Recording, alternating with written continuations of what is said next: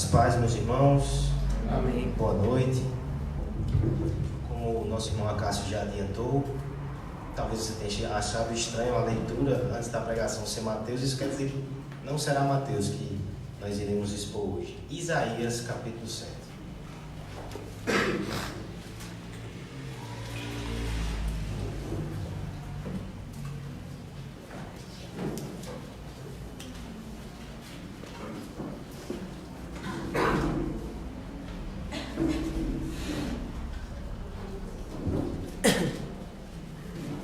Há duas razões para que hoje nós façamos esse interlúdio na série de Mateus e voltemos ao Antigo Testamento para ouvir o profeta Isaías. Há uma bonita e uma feia. A feia me humilha. Então eu falarei para que o pregador seja humilhado e Cristo seja exaltado. Essa semana, infelizmente, não me sinto apto ainda para abordar o texto que nosso irmão Acácio leu. Nas idas e vindas para Recife, que foi duas dessa vez, não ainda estou preparado para pregar esse texto. Diante disso, prefiro ir para algum texto no qual eu já tenho segurança, porque no fim o que importa é o que está escrito, e não alguma coisa que eu diga sem ter a devida segurança e a devida profundidade no texto bíblico. Portanto, deixemos Mateus para a semana que vem. Peço perdão, mas eu creio que o que está aqui em Isaías também vai exaltar o Senhor Jesus Cristo e tem uma perfeita conexão com aquilo que estamos vendo. Essa parte é a graça de Deus triunfando sobre as falhas do pregador. Assim, com esse exemplo de misericórdia de Deus concreto, Isaías capítulo 7, a partir do verso 1. Vamos fazer essa leitura. Sucedeu nos dias de Acais, filho de Jotão, filho de Uzias, rei de Judá, que Rezim, rei da Síria, e Peca, filho de Remalias, rei de Israel, subiram a Jerusalém para pelejarem contra ela. Porém, não prevaleceram contra ela. Deu-se aviso à casa de Davi: a Síria está aliada com Efraim. Então ficou agitado o coração de Acais e o coração do seu povo, como se agitam as árvores do bosque com o vento. Disse o Senhor a Isaías: agora sai tu, com teu filho, que se chama o resto Volverá, ao encontro de Acais, que está na outra extremidade do aqueduto do açude superior, junto ao caminho do campo do lavadeiro, e diz-lhe: acautela-te e aquieta-te, não temas, nem desanime o coração por causa desses dois tocos de tição fumegantes, por causa do ardor da ilha de Rezim, da Síria e do filho de Remalias, porquanto a Síria resolveu fazer-te mal, bem como Efraim e o filho de Remalias, dizendo: subamos contra Judá e amedrontemo-lo, e conquistemo-os para nós, e façamos reinar no meio dele o filho de Tabeal. Assim diz o Senhor Deus: isto não subsistirá, nem tampouco acontecerá, mas a capital da Síria será Damasco, e o cabeça de Damasco Rezim, e dentro de 75 anos Efraim será destruído e deixará de ser povo. Entretanto, a capital de Efraim será Samaria, e o cabeça de Samaria o filho de Remalias. Se não credes, certamente não permanecereis. E continuou o Senhor a falar com Acais, dizendo: pede ao Senhor teu Deus um sinal, quer seja embaixo nas profundezas ou em cima nas alturas. Acais, porém, disse: não pedirei, nem tentarei ao Senhor. Então disse o profeta: ouvi agora, ó casa de Davi, acaso não vos basta fadigardes os homens, mas ainda fadigais também ao meu Deus? Portanto, o Senhor mesmo vos dará um sinal. Eis que a virgem conceberá e dará à luz a um filho, e lhe chamará Emanuel. Ele comerá manteiga e mel quando souber desprezar o mal e escolher o bem. Na verdade, antes que este menino saiba desprezar o mal e escolher o bem, será desamparada a terra, ante cujos dois reis tu treme de medo. Vamos orar ao Senhor mais uma vez? Pai amado, Pai bendito, nós te louvamos e te adoramos. Te agradecemos por estarmos aqui nessa noite, cada um de nós. O Senhor nos escolheu para isso. E nos escolheu também para ouvir esse texto da Tua Palavra e a verdade que exala da Tua Escritura, Senhor. Nos ajuda a ouvir com clareza, com nitidez e que essa mensagem penetre no nosso coração e produza os bons frutos para a tua glória e para a nossa alegria. Pai, no nome de Jesus. Amém. Está escrito. O que é que essa pequena formulação causa no seu coração? Está escrito. De forma geral, a nossa sociedade dá pouca ou nenhuma importância a isso. Nós vivemos imersos no meio de uma cultura que relativiza textos escritos e dados.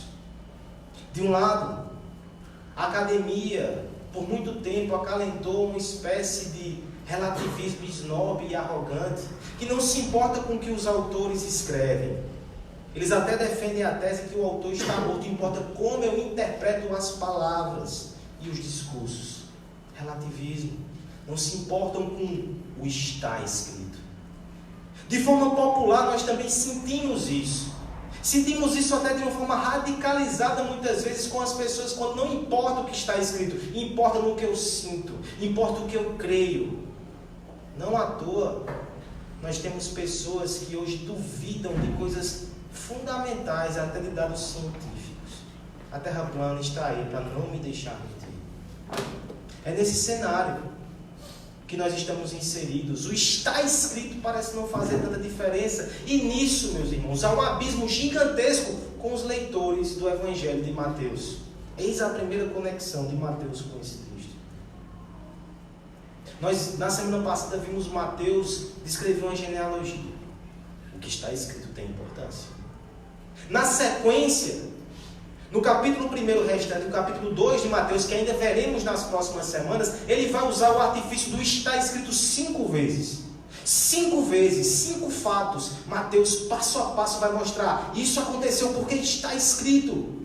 Veja o que está escrito e veja o que está acontecendo. Perceba que para o judeu isto era importantíssimo. Aquele povo, na sua cultura e na sua religião, entendia que aquilo que estava escrito era fundamental, era importante, era real, era vivencial. Se estava escrito, eles deveriam prestar atenção naquilo. E nós, quanta importância damos ao que está escrito? A Bíblia vai nos falar de muitas formas como devemos valorizar essa revelação que foi dada a Deus para nossas vidas. Eu poderia usar aqui alguns textos para te mostrar como aquilo que Deus entregou a nós na sua palavra é um tesouro riquíssimo. Eu poderia, por exemplo, lhe mostrar enunciados doutrinários nas cartas de Paulo, Pedro e Judas. Todas elas falam sobre as Escrituras e a sua importância.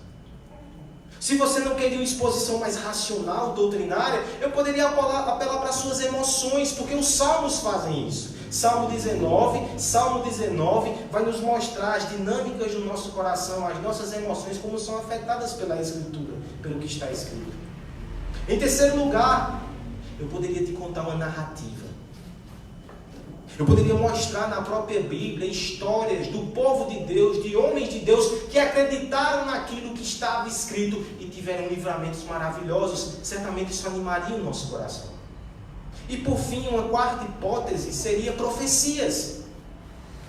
Mostrar uma profecia da palavra e mostrar como ela se cumpre, certamente iria confirmar no nosso coração que aquilo que está escrito é sim muito importante. Imagine só então um texto que tem esses 4 elementos. Será que existe um texto assim? Existe, meu irmão, você acabou de ler. Isaías capítulo 7 é uma narrativa do povo de Deus diante da palavra de Deus. Mas também tem uma profecia. Também tem poesia aqui, eu vou lhe mostrar. E tem um enunciado doutrinário. Tem tudo nesse texto para nos mostrar como a palavra de Deus é importante e relevante para nós. E a profecia não é qualquer profecia. A profecia está no texto que o irmão Acácio leu. A profecia se cumpre em Jesus Cristo. A profecia nos levará direto para Mateus. Por isso que esse texto é um interlúdio perfeito. Preparará o nosso coração em primeiro lugar para entender como a palavra de Deus é importante. Como essa revelação é fundamental. Mas também preparará o nosso coração para a profecia sendo aplicada e realizada semana que vem, no nascimento do Senhor Jesus Cristo. Por todos esses motivos, eu quero te convidar nessa noite a meditar nesse tema. Está escrito. Qual a importância da revelação de Deus em nossas vidas? Qual a importância da palavra de Deus? O que somente ela faz, o que somente ela nos dá? Em primeiro lugar, dos versos 1 ao 3, nós veremos que a palavra de Deus é importante para nós, porque ela nos orienta em nossas crises. Quero convidar a igreja para fazer a leitura desses 3 versos a uma só voz. Isaías capítulo 7, do verso 1 ao verso 3.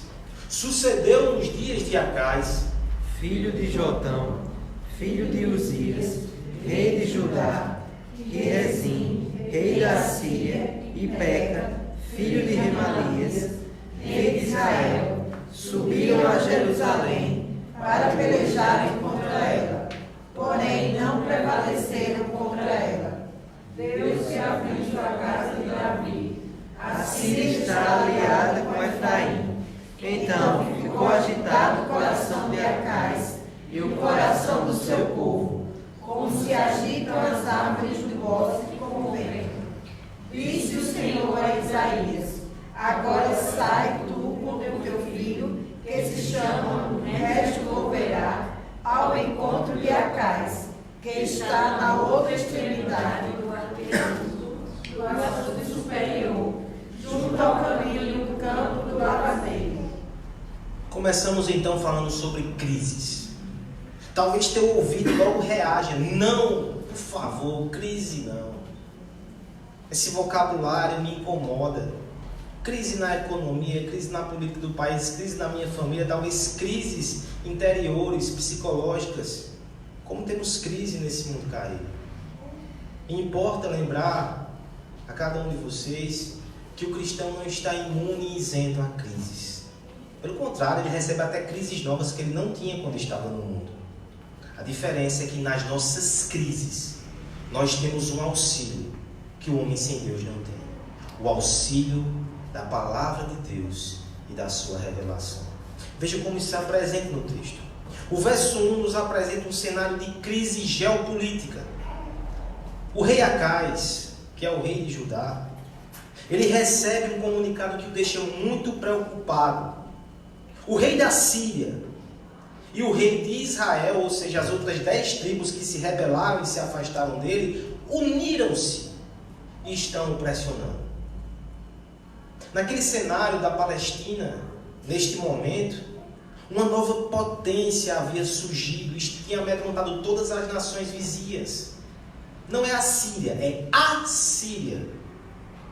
A Síria tem como a capital Nínive. Essa história de Jonas é esse povo aqui. Essa nova nação, ela é mais forte militarmente e ela é mais cruel do que todas as outras. Ela mata, esfola e comete todo tipo de barbaridades com os seus inimigos. Diante desse novo fator, diante desse novo agente, o que acontece? Nações menores resolvem fazer uma coalizão para enfrentá-la.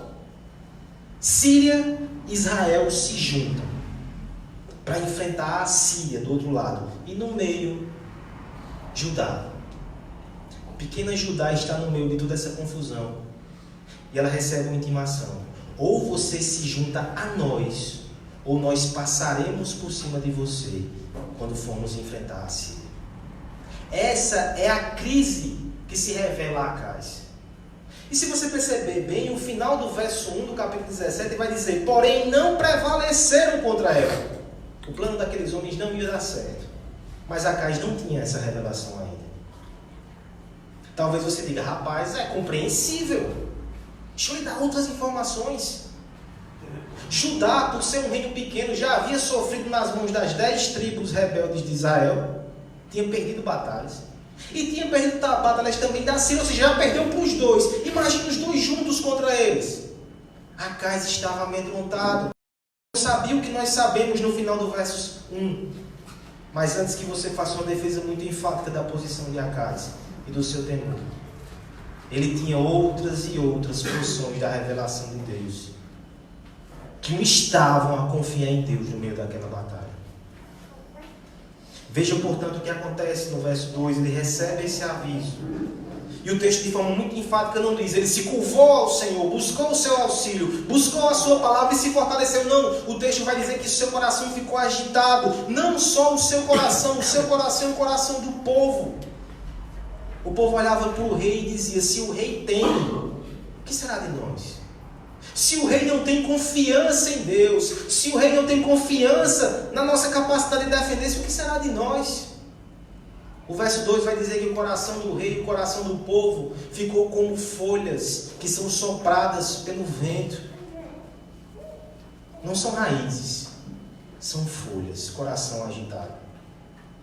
Mas no meio de tudo isso, Deus é tão misericordioso que Ele leva uma mensagem, uma revelação para o rei Acais. O verso 3 ele diz, Isaías, tem uma missão para você.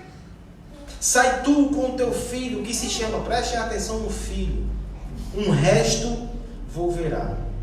E vai até o encontro de Acais, que está na extremidade do aqueduto superior. Desenha a cena. Daqui a pouco eu falo sobre o nome peculiar desse jogo. Um resto volverá. O rei está no aqueduto, central de águas de Jerusalém. O que é que o rei está fazendo ali? Meus irmãos, essa cena revela angústia. Porque apesar de ter um sistema de abastecimento muito bom para a cidade de Jerusalém, ela fica fora dos limites da cidade. Talvez como Campina e Boqueirão. E o que é que Acais está pensando? Quando os exércitos inimigos vierem contra mim, provavelmente vão me sitiar. Eles vão cortar o suprimento de água. Nós ficaremos sem água e nós teremos que nos render. Entenda a intensidade da ansiedade, da preocupação e da frustração, a profundidade da crise no coração de Acais, lá no aqueduto. E de repente chega Isaías com o seu filho. E antes que Isaías dissesse qualquer palavra, o nome do seu filho já era a revelação de Deus. O nome desse jovem em hebraico é Sear-Jazub, até melhorou. Mas em português é um resto volverá. A mensagem é simples, irmãos. Um resto volverá diz que aquele povo será arrancado da sua terra. Olha que mensagem boa. Mas um resto voltará. Não vai ser o fim. Uma disciplina, um castigo, como vimos hoje, mas não o fim da nação de Israel. Que mensagem! Meus irmãos, para um rei que pensava que o seu reino seria destruído, não tinha o que fazer, mesmo que seja uma mensagem dura, ainda é uma mensagem de esperança. Não é o fim. Dias difíceis virão, mas não é o fim. E tem mais, veja o que Acais devia ter percebido. Há muito tempo atrás nasceu um filho na família de Isaías. E Deus, assim como fez com José, disse, você vai colocar o nome dele de Sear-Jazub. Não foi Isaías que escolheu, o nome foi Deus. Acais deveria perceber, antes que houvesse toda essa conjuntura militar, o Senhor já sabia, o Senhor governava. E o Senhor está me dizendo o que está para acontecer. Ele está no controle. Por todos esses anos, talvez Isaías não soubesse o propósito do nome do seu filho, mas o propósito era revelar. O propósito era acalmar o coração do rei. O propósito era mostrar que Deus está no controle. O propósito era falar no meio da crise. E isso aqui é uma ilustração excelente de como a revelação de Deus funciona. Você não precisa de uma nova revelação. Você pode ter aqui um texto que foi registrado há 2000 anos atrás. Mas Deus, quando inspirou homens e quando registrou esse texto, Ele pensava na vida de André, de Júnior, de Caio e Vitória, e como essa palavra ia falar para eles hoje. Você crê nisso? Esse é o nosso Deus. Palavras que foram registradas para nós. Assim como muito antes dessa situação, o filho de Isaías já era palavra de Deus para o coração de Acais e para o povo de Deus. É a palavra de Deus que nos orienta no momento de crise. Mateus vai fazer isso. Ele vai pegar o texto antigo e vai aplicar no meio daquela crise que os homens estão vivendo na época de Jesus. O próprio Jesus faz isso. Eu pergunto, conosco seria diferente? Nós devemos olhar para essa palavra confiando e entendendo que nas nossas crises mais profundas e desesperadoras, o Senhor fala conosco através dela e nos orienta. 18 de junho de 1944. Um salto no tempo. Segunda Guerra Mundial. Naquela semana, finalmente, a guerra tinha alcançado a Inglaterra, depois de muitas ameaças. Na última semana, por causa de bombardeios, já havia 10 mil mortos na Inglaterra. Era domingo. A igreja aproximou-se da capela de Westminster com muito temor no coração. A qualquer momento uma bomba poderia ser disparada. Mas elas foram ouvir o seu pastor. Naquele domingo de manhã, quem subiu ao púlpito foi um homem chamado Martin Lloyd Jones. Se você não conhece, você deveria conhecer. Esse homem abre a palavra. Lê o texto de Judas, ele estava fazendo uma exposição em sequência dessa carta. E quando ele termina de ler o texto, os relatos contam que uma sirene toca. O bombardeio começa naquele bairro. Bombas são despejadas do céu. A estrutura da igreja mexe.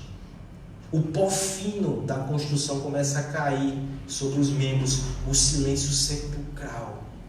Possivelmente aqueles irmãos estavam paralisados pensando: o que é que o pastor fará? Se ele correr, a gente vai junto. Martin Lloyd Jones bate a poeira dos seus olhos, tira a poeira da escritura, faz uma oração e começa a pregar em Judas, como se nada estivesse acontecendo. Quem registrou esse fato foi um oficial de trincheiras. E ele usou as seguintes palavras para descrever aquilo. Ele disse: eu já vi muitas coisas na guerra, mas nada tão notável como a coragem daquele homem e a forma como ele continuou orando no meio do bombardeio, como se nada tivesse acontecido. Esse homem não é um alienígena. É simplesmente um servo do Senhor que entendia que na hora da guerra, no meio das bombas, o que era mais importante para aquele povo, no meio daquela crise, era a palavra de Deus. O que faria diferença na vida e na morte deles era aquela palavra. Não havia lugar mais seguro do que estar no meio do povo de Deus, ouvindo a palavra de Deus, a revelação que Ele nos deu. Você tem essa convicção, meu irmão? Está escrito.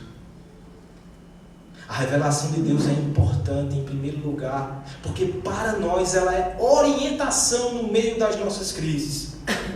Nas noites escuras e frias que passamos, nem toda palavra traz o calor que a acalenta. Nem toda palavra traz luz que dissipa as incertezas.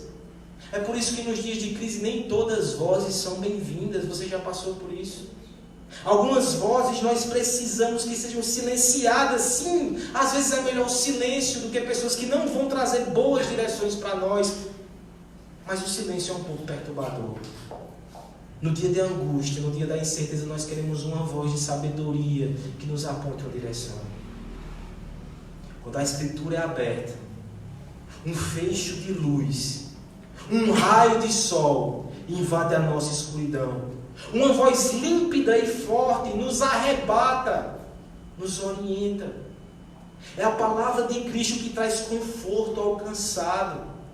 É a palavra de Cristo que traz orientação ao confuso. É a palavra de Cristo que traz ânimo ao caído. Nas crises da vida, irmãos. Como já disse alguém, precisamos ter os dedos sobre as páginas da Bíblia, como um barco ancorado num cais durante uma tempestade violenta. E digo mais, não só nas crises. Há um princípio muito interessante da administração que diz que as crises são necessárias. Porque na crise a gente corta gasto supérfluo. A gente tira tudo que é superficial e percebe o que é importante, essencial, não pode ser negociado. Se você percebe que a palavra é essencial na crise, use-a fora da crise. Você não precisa esperar a sua família entrar em colapso para recorrer à palavra de Deus. Você pode fazer isso hoje e agora, se a sua família está bem.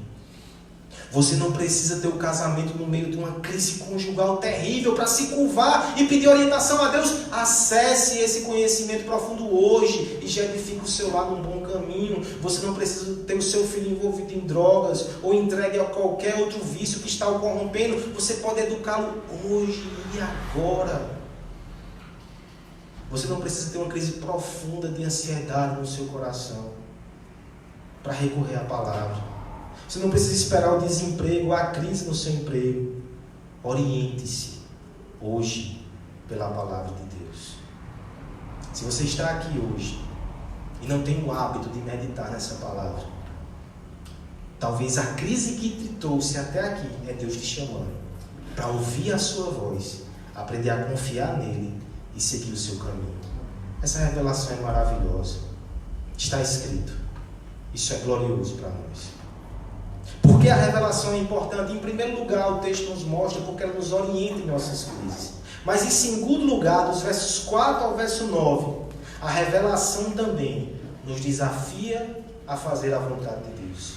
Veja o desafio no verso 4. Leiamos todos a uma só voz o verso 4, por favor.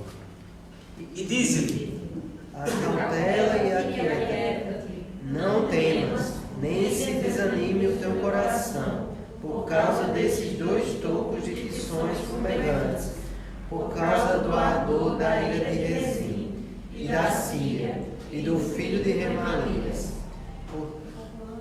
Tudo que nós lemos nos desafia. Quando você recebe uma portaria do seu supervisor, do seu chefe, ou na repartição pública que você trabalha, aquela portaria não é simplesmente informações interessantes para alegrar o seu dia. Aquele texto quer que você mude alguma conduta. Quando você lê um artigo de jornal, ele também está lhe desafiando a mudar alguma coisa na sua mente. Até romances e literaturas lhe desafiam, mesmo que indiretamente, pois você imerge na vida de outro. E o ideal é que quando você volta e sua visão esteja mais aflorada, mais ampla, tudo que nós lemos nos desafia. Mas só a palavra de Deus, só a revelação de Deus nos desafia a fazer a sua vontade. No verso 4, o profeta abre a boca e junto com o seu filho, ele vai dar o caminho e vai apresentar esse desafio ao rei Acais. Acautela-te, aquieta-te, não temas, nem desanime o teu coração. Primeiro, o que está sendo feito aqui, de forma muito interessante, é um processo psicológico invertido. Como assim? De trás para frente, Deus está descortinando o coração de Acais. Porque, veja, acautela-te é a última coisa numa sequência de ações. Já é ação concreta. Mas o que está por trás de nós quando não somos cautelosos, quando nos precipitamos? Aí volte um pouco. Se eu não consigo ser cauteloso é porque eu estou inquieto, eu estou agitado. E por que eu estou agitado? É porque eu tenho temor. E por que eu tenho temor? Porque eu desanimei. Perceba como é a progressão aqui. Primeiro, eu desanimo no meu coração quando eu vejo alguma coisa. Depois isso produz temor em mim, eu fico com medo. Diante disso, eu fico inquieto, eu não durmo bem, fico martelando aquilo na minha cabeça. E por fim, o resultado concreto é que eu não vou ser cauteloso. Eu vou me precipitar, vou tomar direções erradas, decisões erradas. Deus, de forma contrária, coloca isso para o profeta para dizer: eu conheço o seu coração, Acais. Eu sei exatamente o que você vai fazer. Eu sei como você funciona. E estou dizendo: não faça. Não faça. Não desanime o coração. Não tenha medo. Não fique inquieto. Não haja de forma imprudente e impensada. Mas aqui, meus irmãos, o Senhor apresenta bons motivos para ele fazer isso. O primeiro deles é que ele precisa enxergar como Deus enxerga. Como é que Deus enxerga esses homens? O verso 4 vão dizer: eles são tições fumegantes. Essa é a palavra, irmão, tições fumegantes. Medite nela. Complicado. Tições fumegantes, talvez alguns saibam aqui. A figura que o profeta usa é a figura de alguém que pega um pedaço de madeira e coloca ele no fogo. Aquela chama certamente queima. Mas se você tira do fogo, aquele tição fumegante, ele se apaga, ele vira brasa, depois ele vira cinzas, não faz mal a ninguém. Antes fosse uma madeira, porque era firme. Agora, como cinza, se você apertar, se desfaz. O que é que Deus está dizendo? Esses homens que te ameaçam, Acais, são tições fumegantes. Enquanto o fogo está sobre eles, o poder que o energiza está sendo derramado sobre eles, eles te ameaçam, podem te fazer mal, mas eu sou a fonte. Se eu tiro, eles não podem fazer mal. Agora o profeta é desafiado a olhar a Deus e perceber quem é Deus. Primeiro, Deus é onisciente, verso 5, porque ele vai dizer, ele vai descortinar agora também o coração daqueles homens diante de Acais. Ele vai dizer, eu sei o que eles querem te fazer mal. E veja que coisa interessante, no verso 6 ele descreve o plano, inclusive no final ele cita um filho de Tabeal, que era o homem que eles pretendiam colocar no lugar de Acais. Ninguém disse isso a Deus, nem Deus precisava que ninguém dissesse. Já pensou ter um assessor desse? Que diz, eu sei o que os seus inimigos estão planejando. Vão fazer isso, isso e isso. Eu sou onisciente. Não sou onisciente. Lembra que eu disse que esse texto tinha também poesia? Dos versos 7 ao verso 9, nós temos uma estrutura poética que não dá para perceber na nossa tradução. Mas no hebraico, essas palavras são entrelaçadas como se fossem uma poesia. E dois termos são repetidos 4 vezes nessa poesia. Não e cabeça. A tradução do português pega algumas coisas, mas o sentido é um jogo de palavras poéticas. Aí você pensa, meu Deus, isso é hora de fazer poesia, Senhor. O rei está com o coração na mão e Deus fazendo poesia. É só para mostrar que ele governa. E a poesia tem uma interpretação muito simples. Toda vez que menciona-se um cabeça, um homem forte, um líder, Deus diz não. Cabeça, não. É como se Deus dissesse, eles fazem os planos, eles têm seus intentos, eles bravejam a ameaça, eu simplesmente digo não. Eu faço uma poesia. Não, não, não. Esse é Deus, meus irmãos.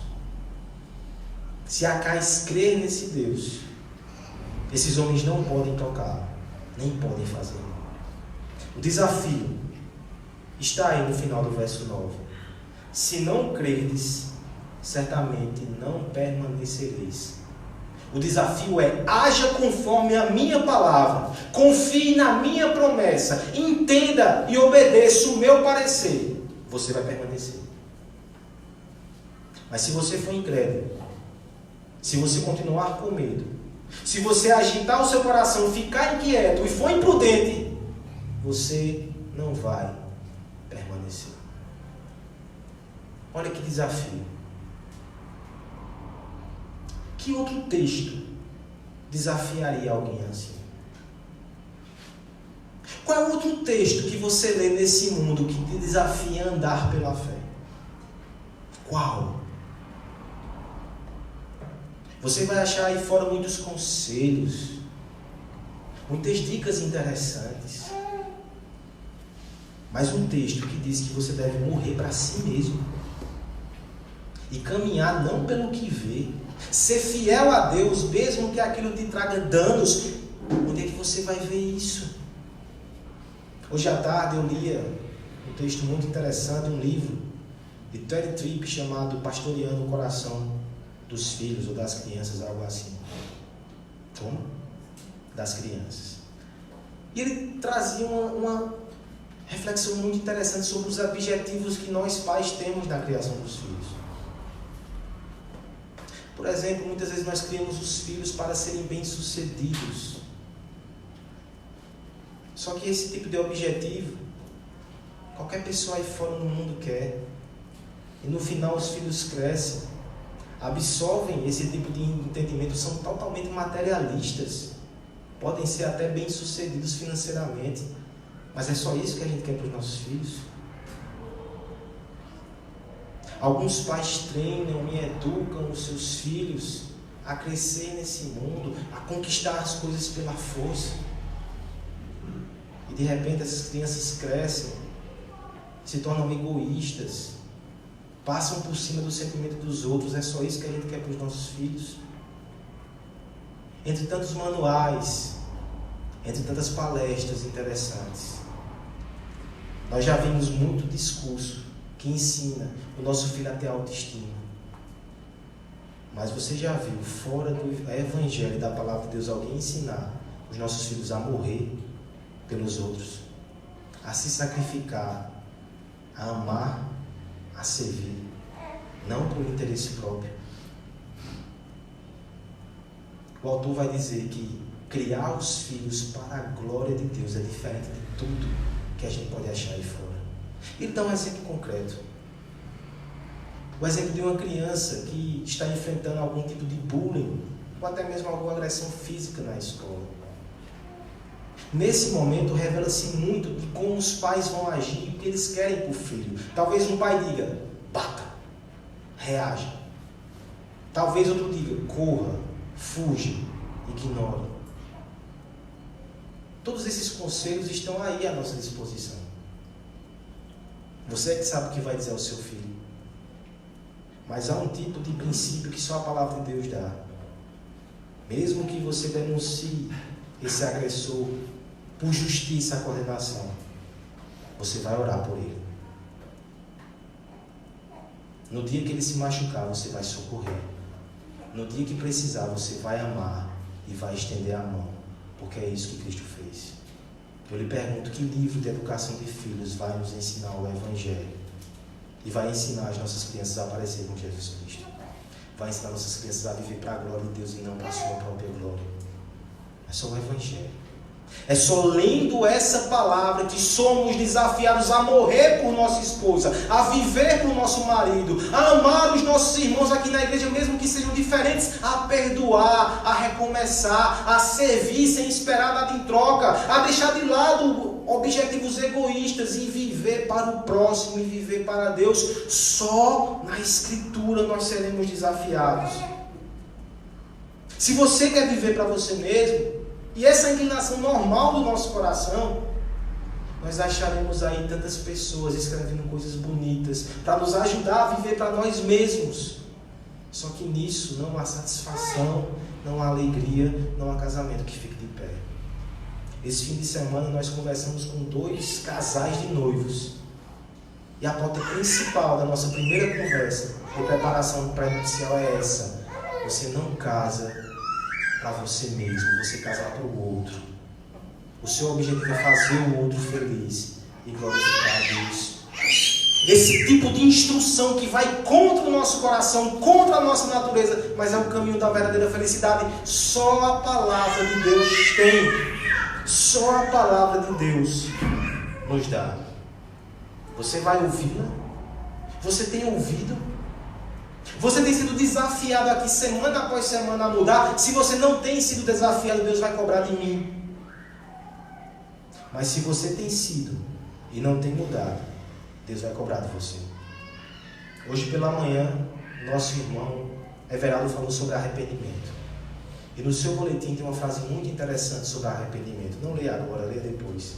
Ela diz assim: arrepender-se é concordar com o que Deus diz e dispor-se a agir conforme a sua vontade, crendo em sua sabedoria e em seu amor. A palavra de Deus te desafia a mudar. Você crê que Deus é bom, que Deus sabe o que faz e você muda. Esse é o caminho da santificação. É assim que a gente cresce dia após dia e parece com Jesus Cristo. Só na palavra de Deus tem isso. Deixa eu ser claro com você.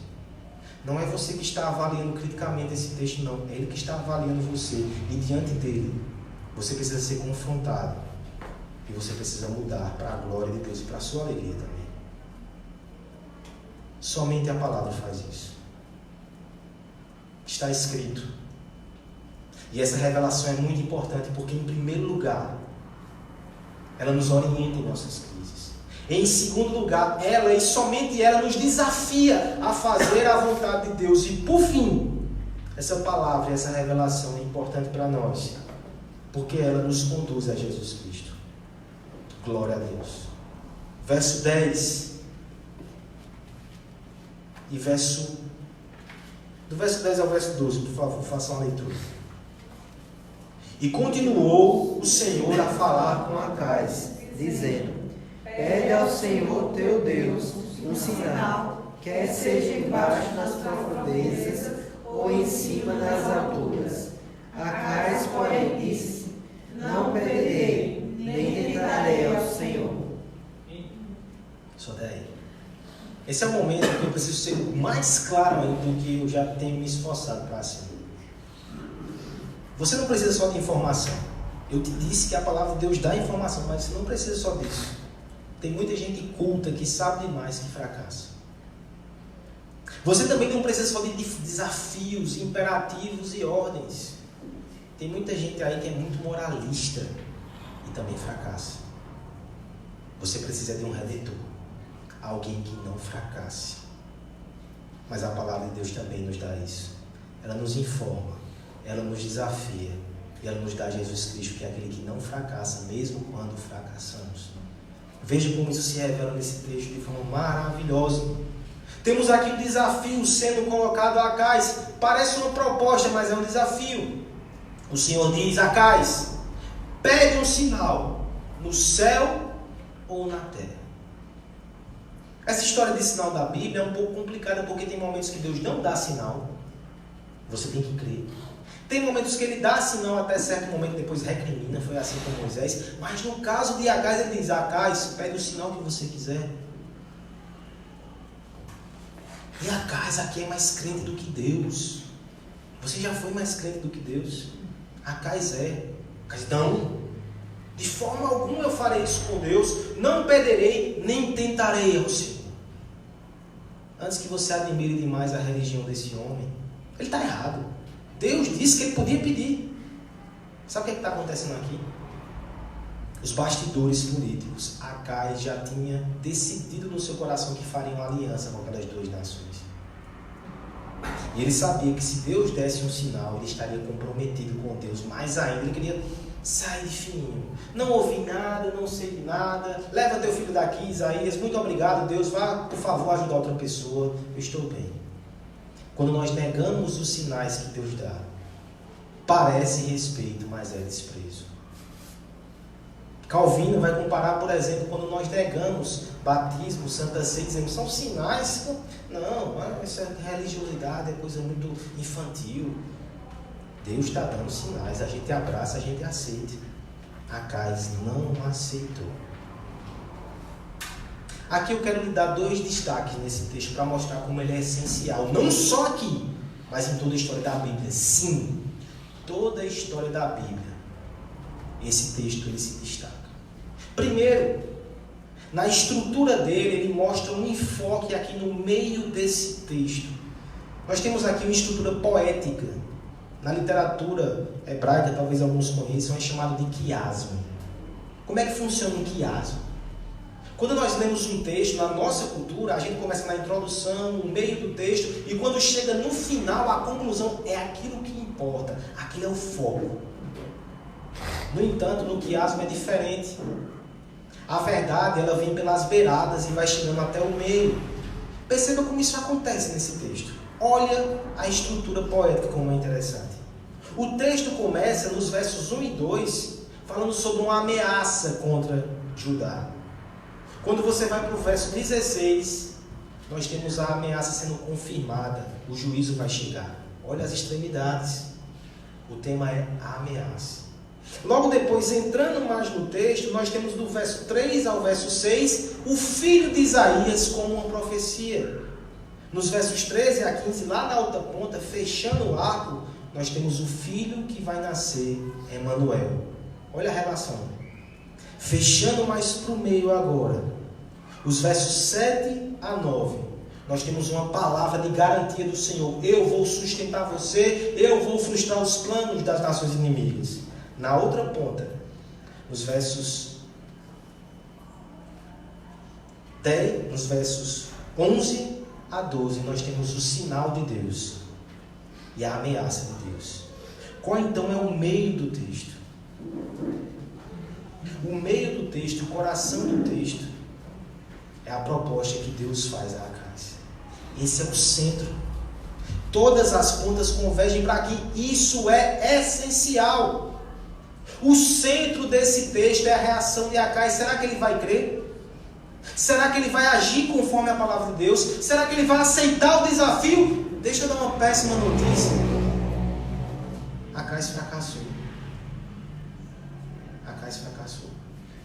O rei de Israel fracassou. Veja como essa mudança foi importante. No verso 12, Acais, no verso 11 diz assim: o Senhor teu Deus te dará um sinal. Perceba, teu Deus, olha o pronome, teu Deus. No verso 13, depois de ele negar o sinal, o profeta diz: ouvi agora o caso de Davi. Acaso não vos basta fatigares os homens, mas ainda fadigas o meu Deus?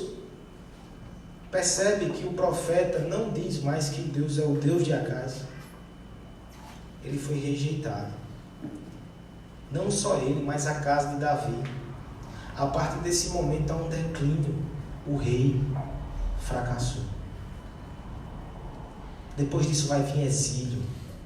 Depois disso essas pessoas serão arrancadas da sua casa. Quando elas voltarem para Jerusalém 70 anos depois, não há mais dinastia, não há mais monarquia, não há mais um rei. Por quê? Porque não é mais o meu Deus, é o Deus de Isaías só. A casa está fora.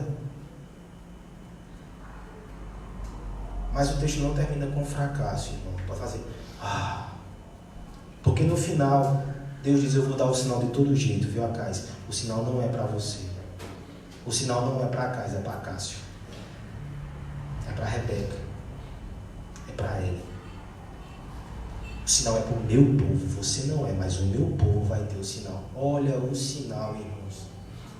Verso 14. Portanto, o Senhor mesmo vos dará um sinal. Eis que a virgem conceberá e dará à luz a um filho, e este lhe chamará Emanuel. A promessa é: parece que Deus vai abandonar vocês, a monarquia vai cair, a terra vai ser assolada, mas um dia um choro da criança vai lembrar que Deus está com vocês. Emanuel, Deus conosco. Vocês não olharão mais para a monarquia e para esses reis tão falhos. Eles cairão, eles sucumbirão. Mas o rei verdadeiro, lembre da genealogia que nós vimos semana passada, ele virá. Essa criança chegará. Ela trará esperança. Depositem aos seus pés as suas expectativas. O rei virá. Mesmo que Acais fracasse, Deus levantará outro rei que não fracassará. Mesmo que ele não creia e tema, Deus vai levantar um campeão que vai batalhar em nosso lugar, que vai guardar a lei por nós. Muito mais do que uma Bíblia aberta despejando informações, isso é bom. Muito mais do que desafios imperativos para mudar, isso é ótimo. O que você precisa é ouvir do menino Jesus Cristo, que tornou-se um homem, que viveu a vida perfeita, que foi para a cruz e te deu essa vitória. Ele é a sua esperança. Essa criança é a nossa esperança. Ele é o nosso Redentor. Mesmo fracassando em nossos pecados, nós temos alguém que intercede por nós. Nós temos o Rei perfeito que não fracassa. Na escola dominical, semana passada, nós tivemos um momento muito interessante, como tantos que estamos tendo aqui domingo após domingo. Não somente aula, mas a igreja participando, interagindo, tem sido lindo e maravilhoso. Permita mencionar só algumas coisas que foram ditas. Aquela aula falava sobre como é ter uma igreja que tem o evangelho no centro da sua pregação. Não que às vezes fala sobre o evangelho, sobre a igreja, mas que sempre, em tudo, no coração que bate, sempre é evangelho. Tivemos respostas tocantes. Eu posso mencionar a resposta de Assuan, falando sobre sua família, como está alegre com esse momento. Vitor, sendo Vitor, que diz que reflete na segunda de manhã e pensa: meu Deus, como eu vou animado para Araruna. Como é que eu ia para Araruna antes? Nosso irmão Everaldo trouxe uma palavra de sabedoria. Ele disse que tem aprendido muita coisa nova, apesar de 20 anos de crente. Isso não quer dizer que aprendeu coisas erradas no caminho que teve antes por outras igrejas. Mas que aqui é intencional, o evangelho está ali no centro. E isso tem impactado a vida dele. Informação. O presbítero Aloysio disse: Eu nunca fui tão desafiado na minha vida. Desafios. Mas ele disse, mas sempre eu saio daqui com esperança. Por mais que a palavra me desafie, por mais que eu tenha informações, no fim não é o gosto de fracasso que fica na minha boca, porque sempre Jesus Cristo é anunciado como a minha esperança, como a minha salvação, como a minha redenção. Meu irmão, isso é um tesouro. Você tem reconhecido esse tesouro que é o Senhor Jesus Cristo na tua vida? Onde é que você vai ler sobre Ele? Onde é que você vai ouvir sobre Ele? Se não aqui na Escritura. O mundo aí fora, ele revela Deus. Os homens tentam até evitar, mas Deus está com o seu rosto estampado em toda a criação. Mas o mundo revela Deus como Deus criador e juiz, que um dia vai prestar contas da forma que vivemos aqui, no mundo que Ele criou. Só há um lugar que nós conhecemos o Deus Redentor, é na Bíblia. Porque se o mundo me revela um Deus que vai me julgar um dia, que é grande em poder, grande em força e grande em glória, quando eu abro a Bíblia, cada página dela está manchada com o sangue do Filho de Deus que tira o pecado do mundo. Nela eu ouço falar sobre o Deus de misericórdia e graça, que não imputa a mim os seus pecados, mas por graça imputa os meus pecados a Jesus Cristo, me dá um novo começo, me dá vida eterna, me dá salvação, me dá esperança. Encha o seu coração com a esperança do Evangelho.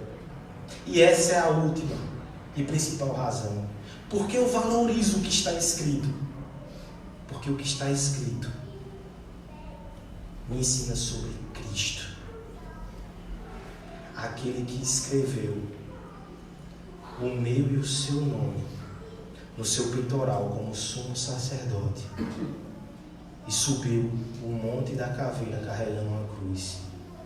E quando entregou a sua vida e derramou seu precioso sangue, foi pela sua igreja. E eu só conheceria essa história que quebranta o meu coração, porque está escrito. Está escrito que Jesus Cristo é o nosso Salvador e nossa redenção. É por isso que você deve amar a palavra de Deus. Por isso que você deve ter alegria e esperança no seu coração para o que ouviremos semana que vem. A profecia se cumprindo no choro de uma criança. Espero que você esteja aqui conosco. Curva a sua cabeça, vamos orar ao Senhor. Vamos agradecer por essa palavra. E logo em seguida nós entoaremos um hino que fala sobre esse texto.